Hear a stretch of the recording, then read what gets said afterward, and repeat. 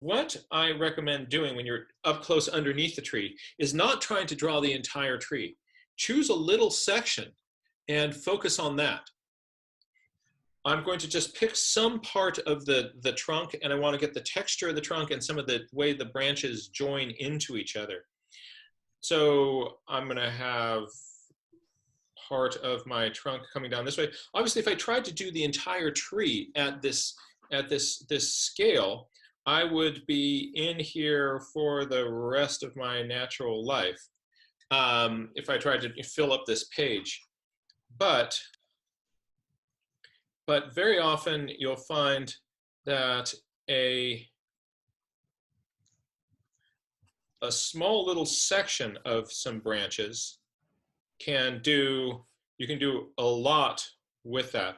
So things to pay attention to are, what is the angle where the tree trunk comes into the trunk? So sometimes they come down at sharp angles. Sometimes branches will curve in, so they'll come down straight and then kind of curve. So they go in more at a 90-degree angle. And that will be actually different in different species of trees. So I'm making up a little tree here so that we can mess with that. Now,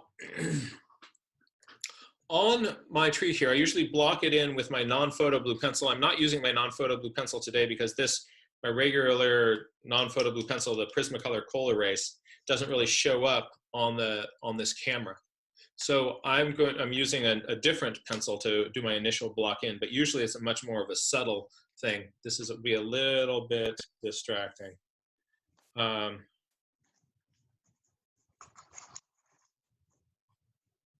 we go.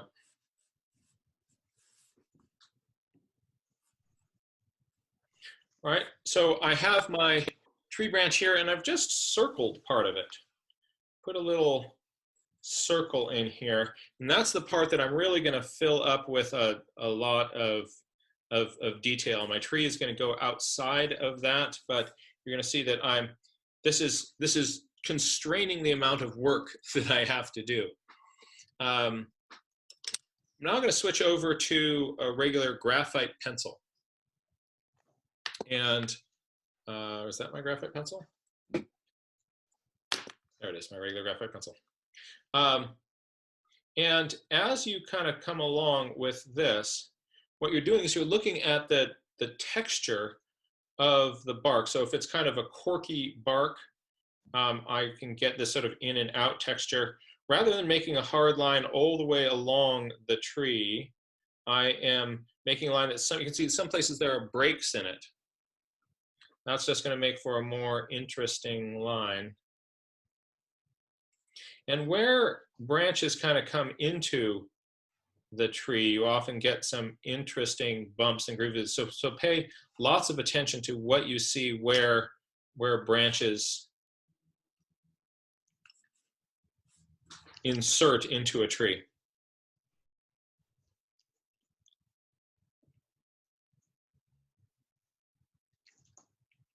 So I'm just putting a few little wrinkles in here for this one.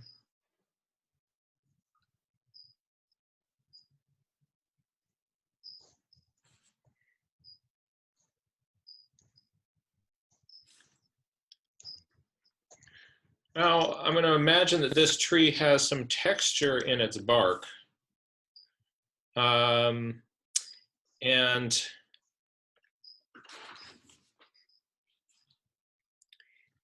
if those are, you'll find on some kinds of trees, there'll be these rectangular pieces where there are these cracks, and you get this sort of a texture. It takes a long time to draw this texture over the entire the entire tree. But of course, if you picked off a smaller part of it, that's a little bit more manageable. But the way that I see those little cracks and things is going to be different in the core area of the tree here, where imagine there's a little piece here, I'd be looking down on it. Over here, I'd be looking more at the side of it. So on the sides here, rather than sort of seeing this, you're going to often I'll just sort of put in, here are some kind of broken, I'm going to kind of putting lines along the edge. I'll zoom in there a little bit. Boop. Right. And similarly here,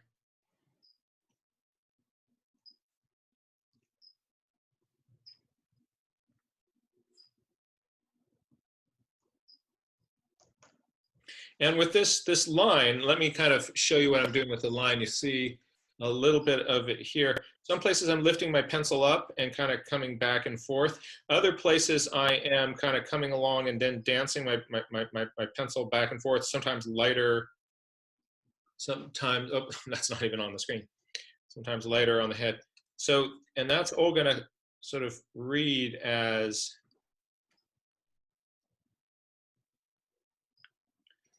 texture in there. I want this branch here to feel like it is coming out towards you at a bit of an angle. And I get a bit of that by having it overlap in here. Rather, if the branch were to kind of come like this one would be going, attaching behind the tree in some place that you can't see. But if I have my branch come in like that, then you're going to get the sense that this is going to be coming out towards you. But now I want to make this feel like it is really coming towards you. So as I'm putting other marks on this tree, I'm going to think of my little slinky here is a really useful tool.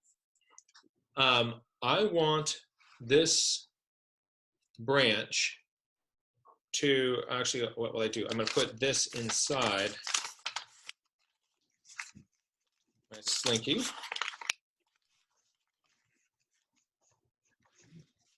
There we go. Aha. So now we're just seeing one side of it. You see, if I hold this branch up like this, do you see how these slinky pieces are curling up this way? You notice the direction of the curl of these slinky slots.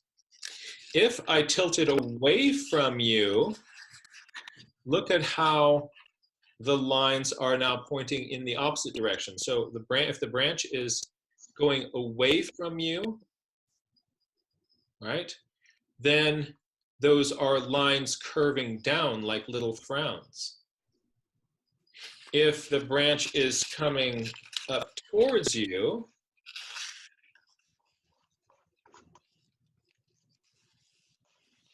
let's see here, I have to get the right, I can see it from when I'm holding it in my hands with the angle that I want, but then I'm trying to get that to be also work on the screen. So do you see how the curve of those little slinky lines, those are all relatively parallel lines, but here you're seeing them as rings like that. So as I'm coming around here, what I'm wanting to do is I'm going to start to get these lines that are curving. If you're here for that lecture on drawing the mountains, remember that line that kind of zigzagged back and forth over the down the middle of the ridge line of this is a very much a similar thing. These are kind of curving towards you, and I'm kind of zigzagging down. And then I can turn, follow some of this and turn it into tree bark texture. But I'm going to be able to keep. So I'm just going to give it a little bit of barky texture in the middle here. And if I'm out in the field, of course, I have the advantage of getting to look at the real tree, and it's going to help me. But here I'm just sort of showing you some general ideas that work on a lot of different trees. Now, if this tree right here is right at my eye line, the horizon lines are going to come like this. So if you're looking straight up at the major trunk, you're going to see ones up here, curving up. One's right in the middle of your field of view as coming straight towards you, and ones that are further down on the tree as kind of curving down. So you'll get this sort of an effect where lines that are right at your eye level, if you were to tie a yellow ribbon around that old oak tree, the ribbon would make a straight line around it. That straight horizontal ribbon, as you're looking up into the branches, is making curves up, and the ones down below are curving down lower. So if this happens to be exactly where my eye level is, I'm then down here, you are kind of curving down, and up here, you're starting to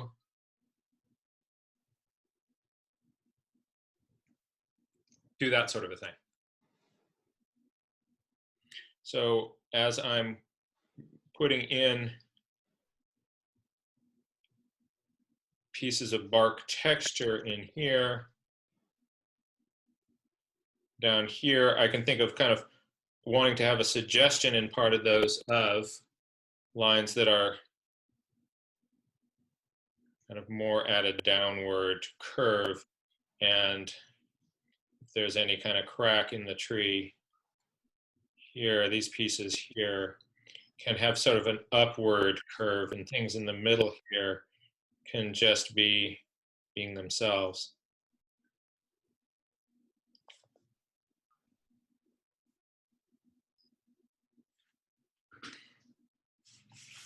One last little thing, it's very nice to get a to have some places where you're going to just put in a few real kind of dark accents, places where, say, between some of these little pieces. I'm going to punch those in.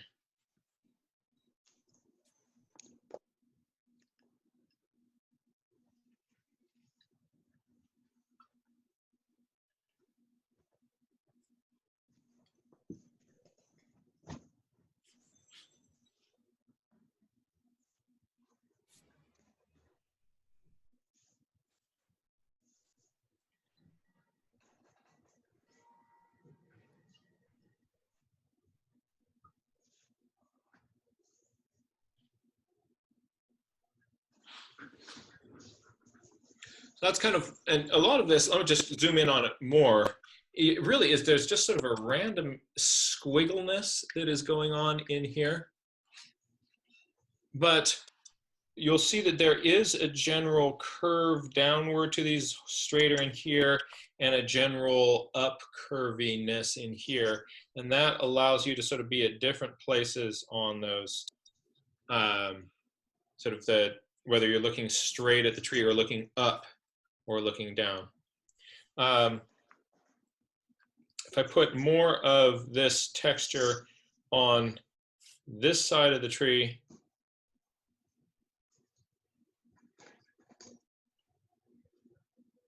Jack, would you zoom out a little bit so oh that yes, thank you. we get more of the tree? Thank you. So if I put more of this sort of stuff on this side of the tree, it's going to feel like there is sunlight that is coming in here and catching this surface, right?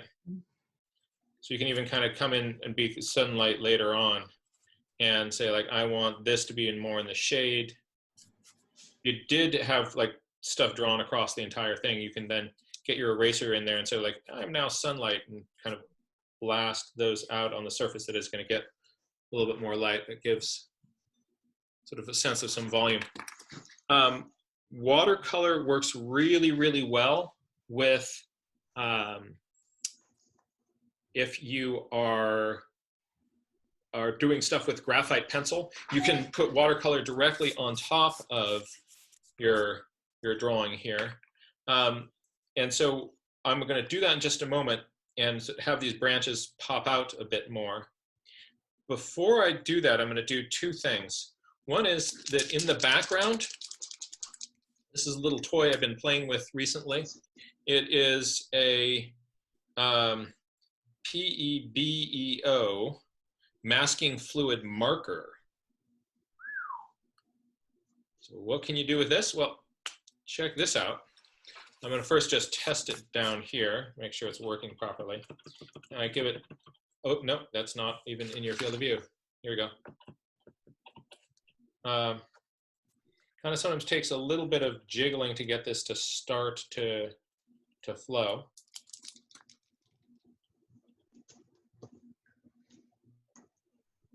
There we are. And you can see there's some weird bluish marks over here.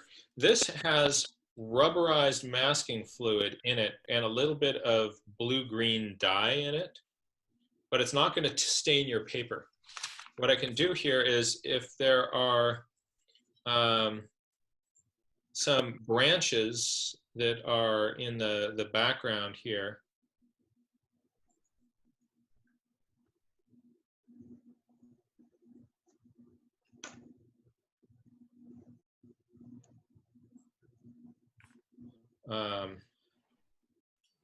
Can you move a bit? oh, I'm sorry. I was working off the screen there. Here is a branch coming in from another tree. Nope, still not on the screen. There we are. Here is a branch that's going to be coming in from another tree.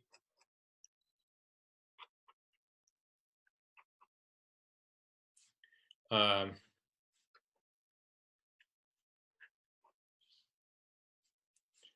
I'm just putting in a few distant branches into this area here.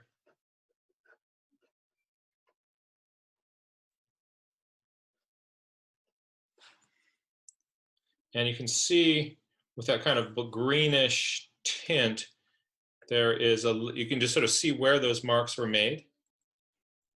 And now what I do is I'm going to let that dry while I do something else. Recap this again, recap this pen.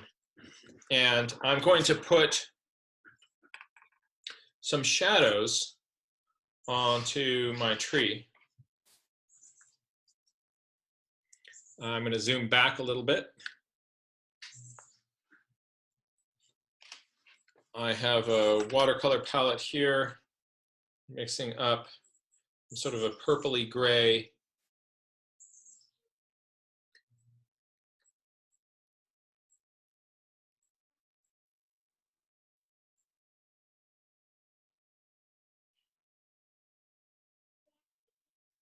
This is my, first I'm just sort of thinking of where the shadows fall on this tree.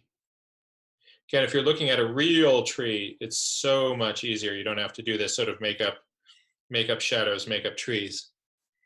But I'm first, light is coming from one side, so I'm putting my marks on the other side here. And if there are branches in this tree, those branches are going to cast shadows across lower branches. So you'll often get this sort of a thing where branch shadows come across in those light areas.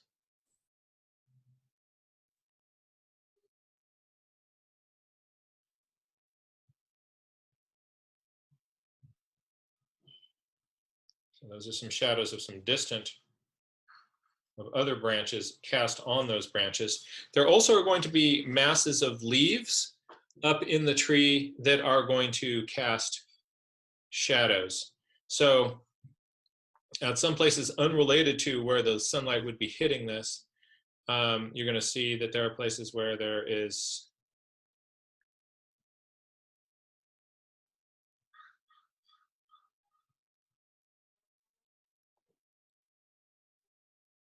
so maybe I'll have some of these towards the top up here. Those are places where everything is blocked off because everything's in shadow because there are upper branches and leaves on those. All right. Now I let this sit and dry.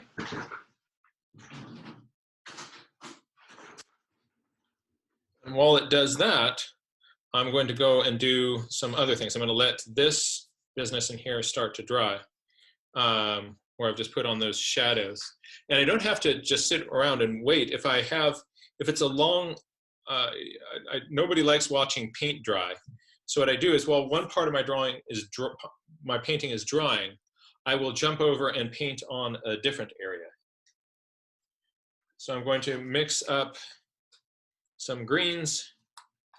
If your greens are a little bit too vibrant and electric, it helps just to take a little bit of magenta and bring that into your green mixing area, and then you get more kind of muted greens. That is a great way of muting greens. But sometimes, you know, you want bright greens, in which case there's no reason not to have bright greens. Just depends on what the foliage is doing in front of you. And now watch this. This is a chisel tip brush. It is a water brush also. And these are over, if you're interested in them, you can get these in my store. But what I do with the chisel tip brush is to get a suggestion of leaves. I'm going to just do this down here. What I do is, instead of painting all in the same direction, as I am painting, I'm going to be spinning the brush back and forth with my fingers like this. So watch my hand as I do this, and then watch the effect that I get as I do this.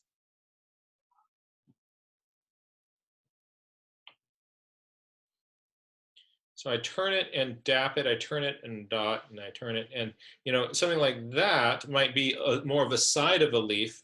Something like that, you know, is you're looking at more of the blade of the leaf. Isn't that cool?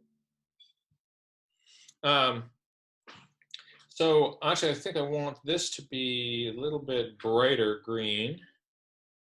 Yeah, that's what I want. So I'm going to come back in here, in this space in here, in here, and just put in some of these dapples. And I want that. And it gives you this, and I'm coming along where there's this, I drew that circle.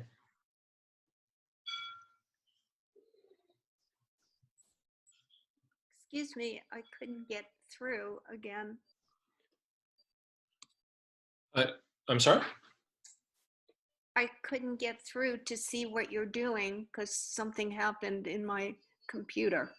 Ah, is it working better now? No, I have viewed John Laws and the birds, and I am the only block that is there. No one else is there. And, Oh, here. and I don't see anything. Melinda, Yeah, Heidi, if you log out, just leave the meeting and come back in and see if that refreshing will help your video feed. And Okay. if not, just know that every one of Jack's workshops is recorded and they will be on the website, if not today, very soon. And I've put a link in the chat. I'll put that in again later. So just give that a try. Okay, thank you very much for that. Okay, I'll see what I'm doing. we hope to see you back here soon. So then what I'm going to do is I'm going to get a little bit of darker green, or I could use even some darker brown. And I'm going to just put a few little darker, oh, well, look at how dark that dark is. Whoa, that's pretty dark, but that's all right.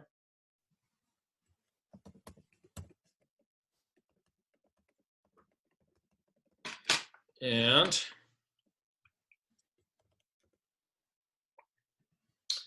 then I am,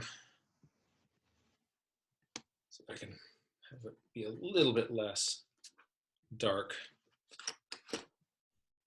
Yeah, there we are. And I'm going to get some background color in here. I'm going to maybe mix up some orangey, yellow.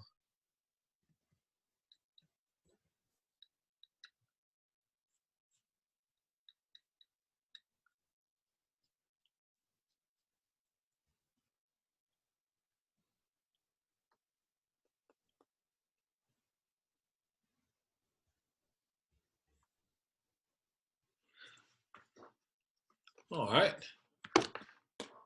So there is a little bit of tree bark with some texture. I want, let's say that tree bark has a color to it. There's a little bit of red-brown cast to it.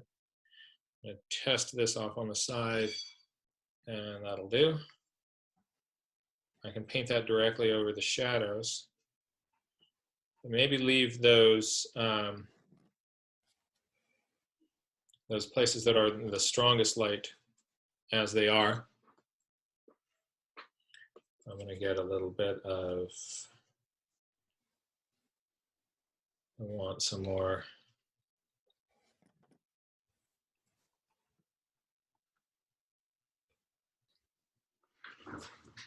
All right. Now, while that is drying, I'm going to test this back. Oh, this background is still pretty damp. All right, I'm going to come back and just mess with this a little bit more in a moment. But while that's happening, I'm going to go further away from the tree. And actually I want a little bit more of a shadow down in this area here. It's fun to have bright colors, but maybe not that bright a purple.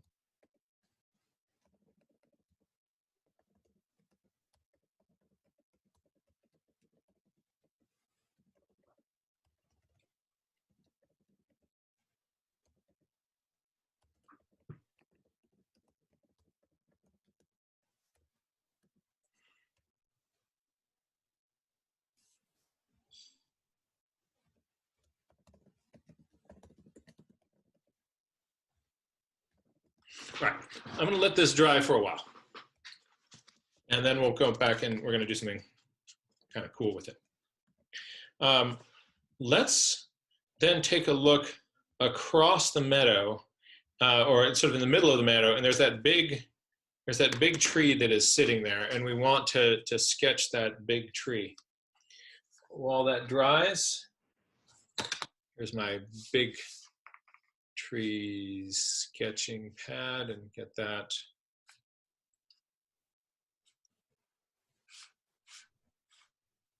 All right.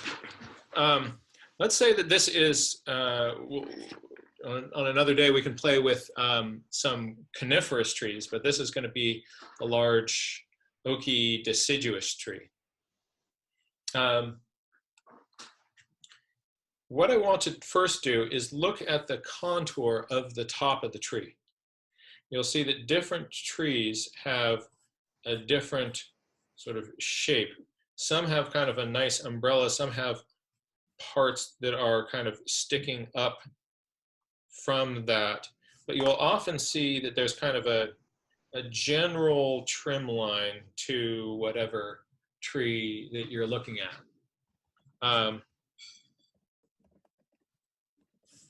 Then decide, so that's the shape on the top. Does it, from there, is it like an umbrella with the bottom of the tree there? Sort of arching top with the bottom here? Or do the sides come down? Look at just kind of where whatever tree you're looking at, kind of figure out what its kind of angles and shapes are. And then what you're going to do is look at your tree and you're going to divide it into sub-masses. So that this tree, you're not going to just sort of start painting leaf stuff. You're going to divide this into clumps. And you want this tree to be consistently inconsistent. Again, so this is the idea of there are going to be, you don't want all the clumps of leaves on this tree to be the same size. Some are larger, some are smaller. So what I'm going to do is on this, I'm going to look at, so by clumps, imagine a place where a branch comes out and there are leaves and smaller branches attached to that. There are going to be different sections of this tree. There's going to be one here, and it's going to be a fairly large clump. In here is a small clump, and in here is a medium-sized one. All right, so I'm just looking at my tree, and I'm figuring out, I'm lightly blocking in the locations of these clumps. In here is going to be a horizontal clump, and in here are two. So if I now can look at this and I can say that, all right, so this, I'm breaking this up into shapes and they are not all the same size. That's good. If I'm looking at a real tree, I'm seeing that the shapes of my clumps match what I'm seeing on my real tree. Right. Now, I'm going to take my pencil. Oh, that's not the one I want. I'm going to take my pencil and I'm going to start to kind of draw a leafy edge on this. And as I do this, my pencil edge, it dances. It's as it's going around, it's sort of bounce, bounce, bounce, bounce, bounce. I'm not doing a consistent bump, bump, bump, bump, bump. All right, leaving some places blank, some places more angular.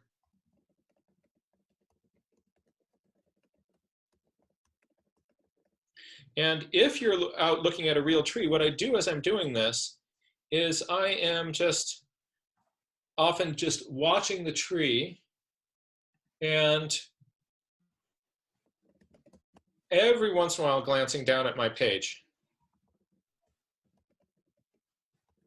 And as I do that, I'm trying to make the tree guide where I make these little lines.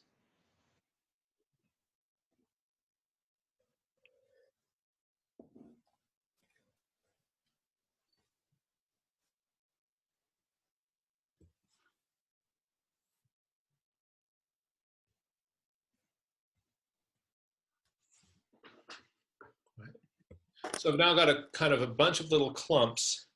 Then you look at your tree and you say, where in this tree do you have sky holes?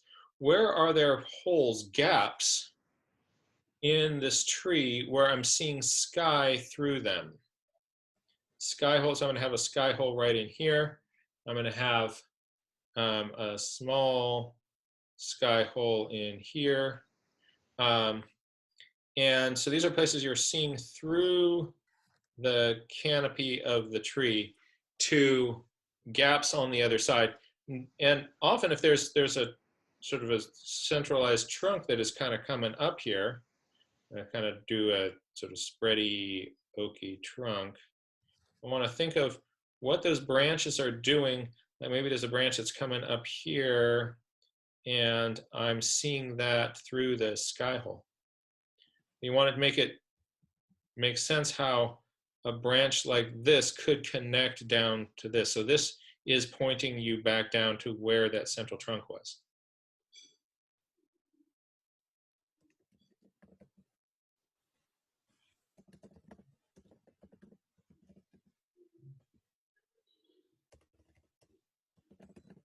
And in this one here, it's going to have a couple little branches there.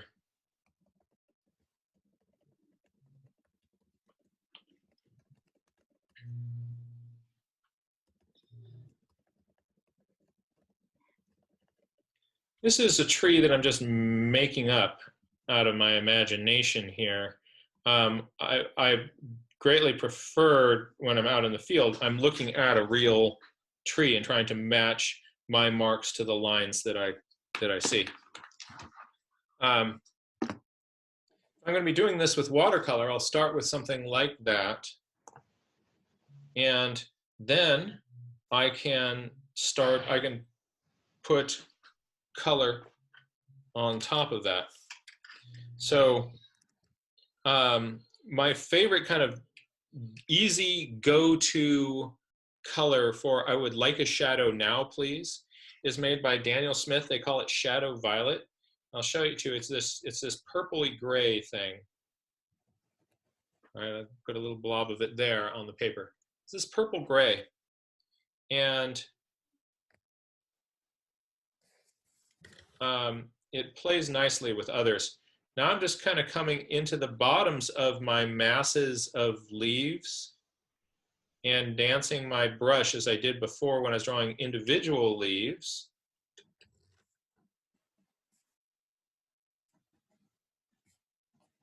And I'm not bringing my shadow areas all the way to the edge of them. I'm going to have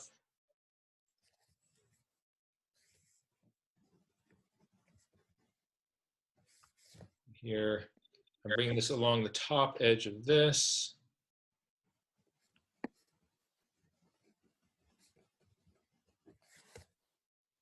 So essentially, if there is a clump of imagine if this is a clump and there's another clump here, right? Then this one gets water right up to, or paint right up to the line, and this one is going to be down. But if there's that little kind of margin between them of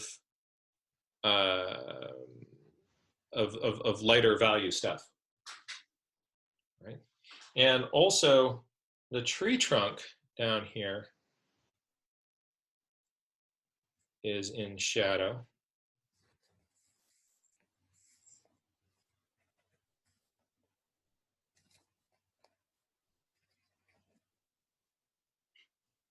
As our, check this out. This is something cool you can do with these chisel brushes.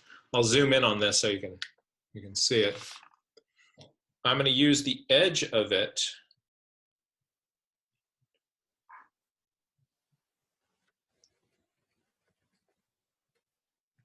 or the tip of it to draw those guys in there. Just tapping it with the edge.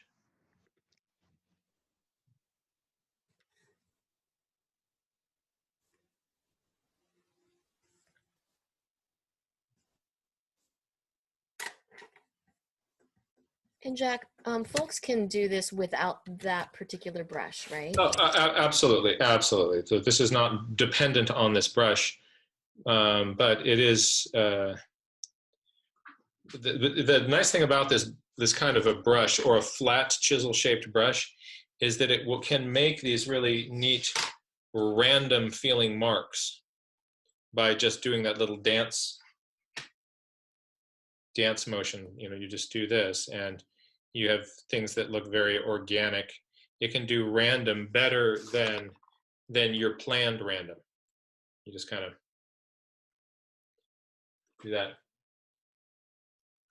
While this is drying, I'm going to set it aside, and we're going to come back to this guy. And what I'm going to do is just take my finger and rub it on here.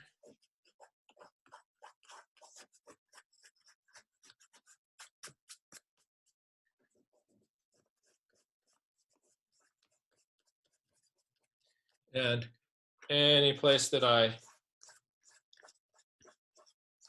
put those marks, I'm rubbing it with my finger, those lines are reappearing.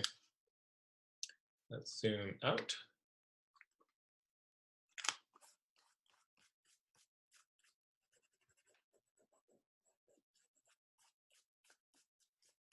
You don't have to rub all of them out. So sometimes you're kind of going into an area that, I think I'll stop there. And because this is now just bare paper, if you want to, you can go back and tint these. Now, if you feel like they're just sort of jumping out a little bit too much, you just bring some water in there and you kick them back. And you can come along a place like this, put more marks in front of it, and there are now just some little places with the branches that are showing through. Jack, can I ask a couple questions here? Yeah. We have some questions about what kind of paper you're using right now. So maybe you can say something about that, or what you usually use. This is... The other one is about the masking fluid. So they don't have to buy a masking fluid pen. They can get those effects using gouache or the gel pen, right? Yeah, I just have never demonstrated one of these before. So I thought for a lot of our crew, this would be kind of a new fun tool.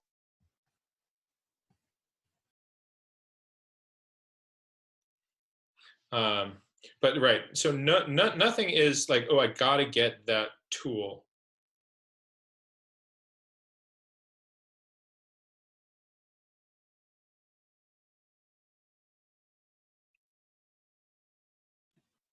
And is this regular drawing paper that you're using today? Yeah, it is regular, sort of cheap, just, it is not special watercolor paper.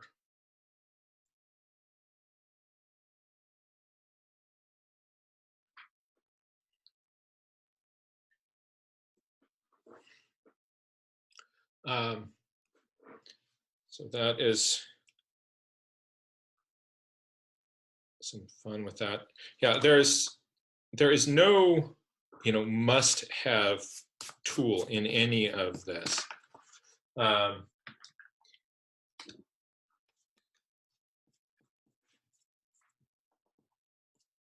Now, let's see, here is, now I'm going to mix up some bright, leafy, yellowy green. Look at this. On my palette here, in this corner right here, I have yellow paint that is sitting globbed and dried in that corner of the palette. So as I rub my brush into this corner, see how I get a yellowy green? I don't have to take my dirty brush and put it into my yellow paint. So that helps me keep my yellow clean just by, let me just wipe this off a little bit more so you can say like, oh, there is yellow in there. Yeah, you see that? Or let me zoom down on that more. That's a useful trick.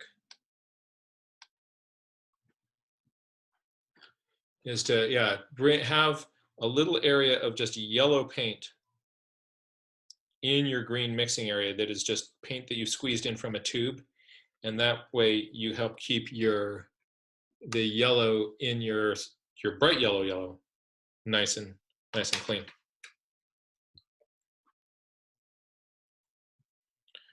All right, I'm going to now just paint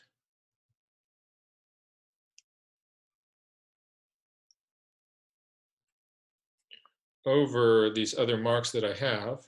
Are you meaning to be upside down right now? Oh, no, I pushed the wrong button. Let's travel around. There we are. Thank you. Question, Jack, about the previous drawing, painting. How can you make a dark green without having one or having black or dark brown, something like that? Ah, so that's a really, really good question. You want to have in your palette something that can take your values all the way to a really, really dark value.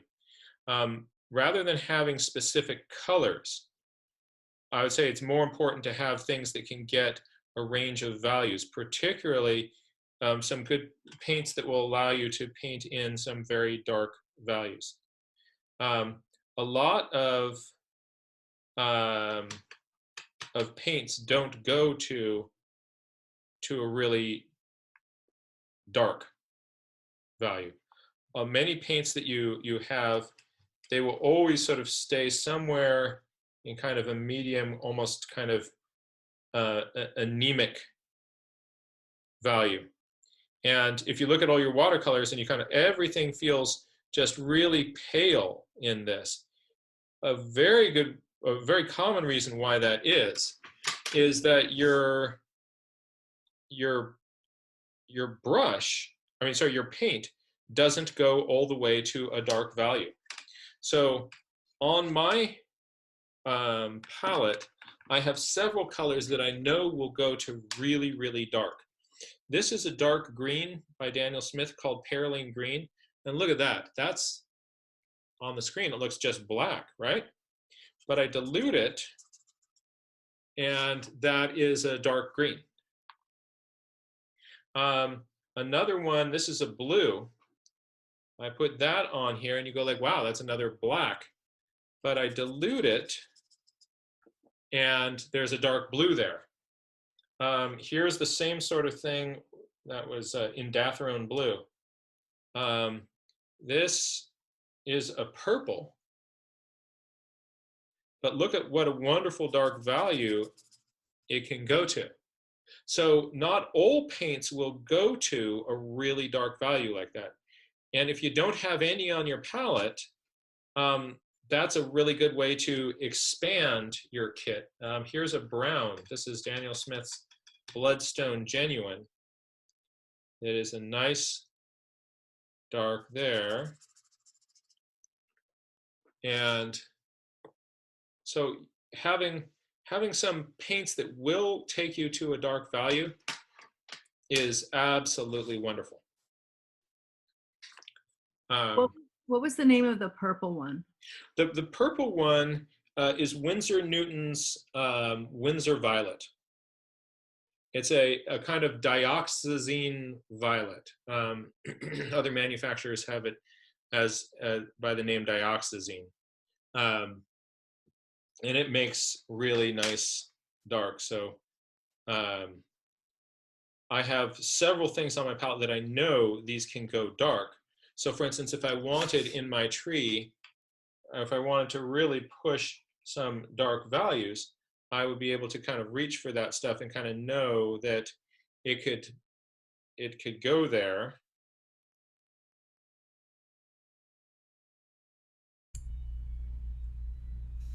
What is the blue one? The dark blue? The blue one is in Datherone blue. Just to let you know, I just posted Jack's palette in the chat, so you can click that, and it lists all of the colors that he's using. And if you're interested in getting this particular palette, you can support Jack by going to his website and picking up one of these amazing palettes. Well, and also I have a full list of what all those paints are and the steps to assembling this palette if you want. There are some strategies for assembling your palette that make a big difference. For instance, having your warm value things adjacent to a warm value mixing area, your blues next to a blue mixing area, your greens, green mixing area, browns, grays. I've got some gouache in here. There's a separate area for keeping gouache separate from a lot of your other paint. And if you like that general strategy, you can buy that palette. You also can just look at the tips that I have for setting up your own palette. You probably have a bunch of watercolor paints in your house already. But this one, I have a list of all the paints that I have and why I chose those ones. And the directions to do it yourself are also in there if you don't want to buy another thing right now. Now, a few kind of last little pieces that I'm going to do on this tree here. I'm letting some places, you see when I start to put in some of these darker values, that really pushes that part of the tree to, be denser, deeper. You can feel like, oh, I actually could get some shade underneath that tree. That would be really nice.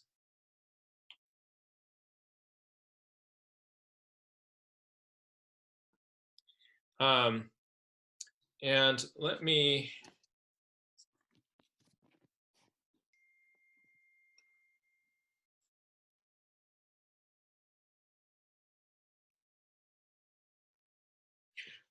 one other kind of thing that's fun to do is to, on the edge of the foliage, I'm going to take some green, get it on my brush. Now watch this, I'm going to zoom on the tip of my brush. I am going to fan the tip of it out to make multiple little points. If you have one of these water brushes, you can also take the tip of it, and if you twist the tip of it, it makes this kind of crazy squirrel tail of the tip of your brush.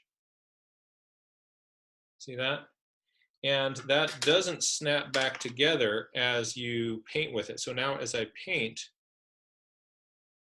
this is going to be maintaining this brushy squirrel tail effect.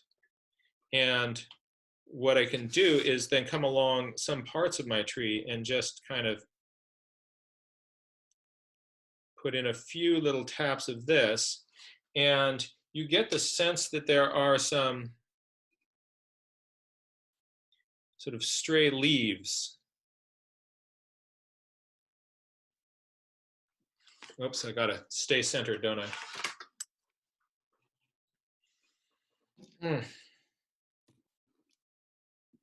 Or I can take a part of this and kind of dance it out here. and then just draw a branch into that.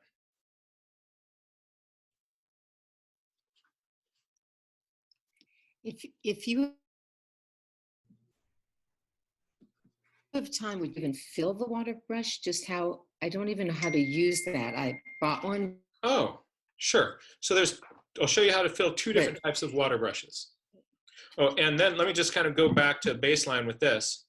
If I, with this particular water brush, this flat one that I now turned to squirrel tail, it also has a third trick up its sleeve. If I take the tip of it off, the whole end of it is a big moppy brush.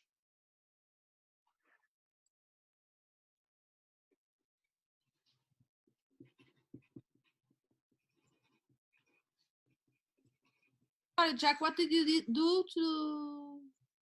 Wasn't that cool? Yeah, we didn't see what you did. So this brush is 3-in-1. Oh. So this is a big fiber mop head, or I take this little plastic piece and slide it on there. Oh. This is the Kuretake flat water brush, the Kuretake flat water brush. Now it's a chisel head brush. Oh. Or if I spin that little plastic piece, it's a squirrel tail. Oh. Oh. Isn't that crazy? Okay, thanks. So all three of those approaches,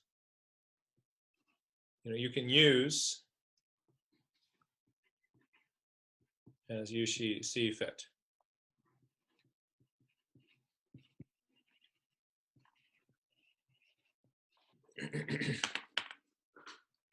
Let me see here.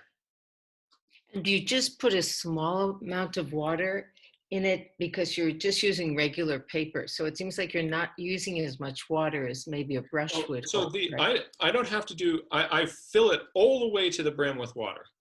Okay. And water doesn't come flowing out. Water, I'll show you I'll show you how to fill it. Thank you. If I, Jack, I just want to give you a little time check. It's 1:08. okay. So we'll do a little thing on filling water brushes. We'll do some things on other types of drawing trees today. I hope it was helpful to kind of see how kind of real time you can play with these things. So for this water brush, you twist this part, you unscrew the handle, and there is a little hole here. You put this, you don't need to take out this black cap. You put this underneath your faucet, and as water flows over it, you squeeze the tube here and release, squeeze and release. Keeping it vertical, when you squeeze, air will be pushed out. When you release, water will be sucked in. You could also put it underneath the water in a pan of water, and every time you squeeze, you'll see bubbles coming out. Every time you release, water is being sucked in. And you're going to fill this whole handle here with water. Mhm. And then you just take your cap and screw it back on.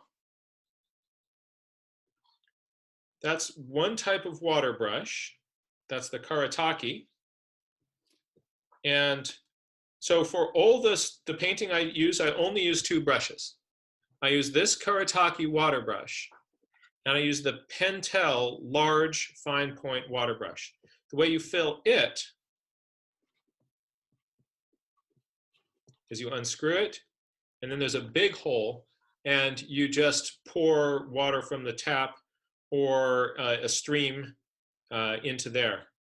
Mhm. Don't put dirty algae-filled silty water into it, or you will clog your brush eventually. And then do you squeeze it to get the water out when you're getting the colors, or no? It just a little bit comes out into the Yeah, colors. so as you use up the water here, water just through capillary action comes down into those dried bristles. Oh, okay. And when you first get one of these, there's sometimes a little bit too much water flow. So a brand new water brush, you'll sometimes find there's a little bit too much of a wet tip. When that happens, just give it a wipe on a little rag and you get rid of that initial excess drop of water. Use it for a day and then it'll just start working. So it'll just kind of it has a very nice, just slow amount that kind of comes out to the tip. When you want to change colors, what you do is that's when you give it a squeeze. You give it a squeeze and a wipe on a rag, and it's now cleaning itself from the inside. So because I squeezed it and wiped it on the rag, look at this, the brush is now clean. Wow, okay. And then I can go and get another bright color. I give it a squeeze and a wipe on the rag. The brush is now clean, and I can go on to my next color. And so for rags, I just have old socks, and I put a sock over my wrist as I'm out there in the field painting. I do this, squeeze, clean it, paint, paint, paint, clean, paint, paint, paint, paint, paint, paint, paint, paint, paint, paint. Thank you. Does your brush get often, how do you say, stuck without the water doesn't flow and then suddenly flow a lot? I don't really have that problem. I do notice that every once in a while, like about once a year, at some point, some of my water brushes will get clogged, and I won't be able to restart them. But they're inexpensive compared to traditional watercolor brushes, and so I'll then just replace it with another. I also keep a bunch of extras in my backpack, in my little sketching bag, because what I found is that other sketchers, when they see this, they go, "Oh, wow, that's really cool." And then it's really fun just to kind of go, "Here you go." Give them the new water brush. That's a great way to make friends. The other day, I was sketching, and people maintaining an appropriate distance were watching what they're doing, and several people were really freaking out about that. And I had 3 extra water brushes and kind of gave those. I got to be the water brush fairy, and that was really fun to do. So you don't need a water brush. You can get all these effects with traditional brushes. The difference is that there are some brushes that are flats with a chisel tip. Others have a pointed tip, and you can use both. So it's not dependent on having some specific tool, but those are some approaches for getting, those kind of look like leaves. Remember, that was just that water brush dancing back and forth. And you kind of go, do, do, do, do, do. Oh, leaves, yay. That's fun. Oh, I'll show you one last trick. Oh man, I should just stop, but I can't help it.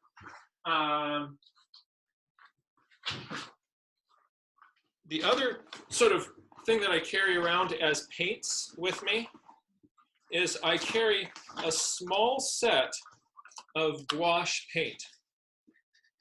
This is a small set of gouache paint, and I've squeezed gouache in light values into this little kit. Notice yellow, green area has its own little yellow thing. So here is this little kit. One problem with gouache is that the pieces like drying and kind of crumbling and scampering about. I'm slowly kind of working on figuring out which colors of gouache crumble the least. But you can also, I'm going to get some green here, get it into a really light green, get some white gouache. Oops, let's go into here. Sort of mix something like that.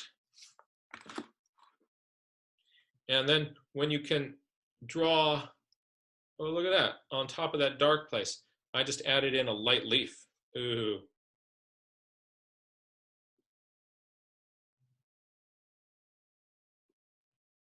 A few of those little marks and you really get a feeling of looking at the trees.